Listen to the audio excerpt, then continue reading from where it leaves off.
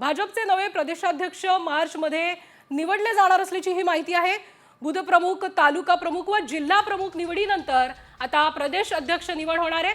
जानेवारीत सदस्य नोंदणी तर फेब्रुवारी महिन्यामध्ये बूथ प्रमुख, तालुका प्रमुख व जिल्हाध्यक्ष यांची निवड होणार आहे। भाजप प्रदेशाध्यक्ष निवडीसाठी मार्च महिन्याचा मुहूर्त आहे आणि या संदर्भात आपण या बातमीबद्दल अधिक माहिती घेऊयात आपले प्रतिनिधी गणेश कवडे यांच्याकडनं। गणेश, प्रदेशाध्यक्ष यांच्या निवडी जी आहे ती आता मार्च मध्ये होण्याची शक्यता आहे। नवे प्रदेशाध्यक्ष मार्च मध्ये निवडले जाणार आहे, या संदर्भातली अधिक काय माहिती आहे?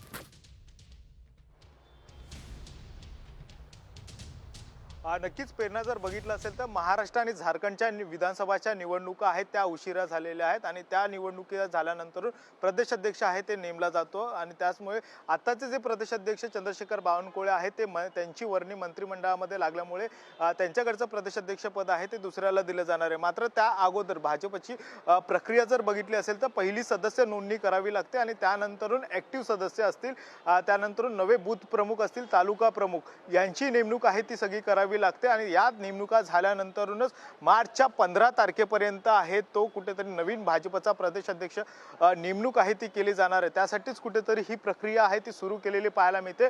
सध्या सदस्य नोंदणीची प्रक्रिया आहे ती सुरू झालेली आहे, मात्र यानंतरचा तालुका आणि बूथ प्रमुखांची आणि जिल्हा प्रमुखांची नेमणूक झाल्यानंतरून प्रदेशाध्यक्ष पदाची नेमणूक आहे ती होताना पाहायला मिळणार आहे।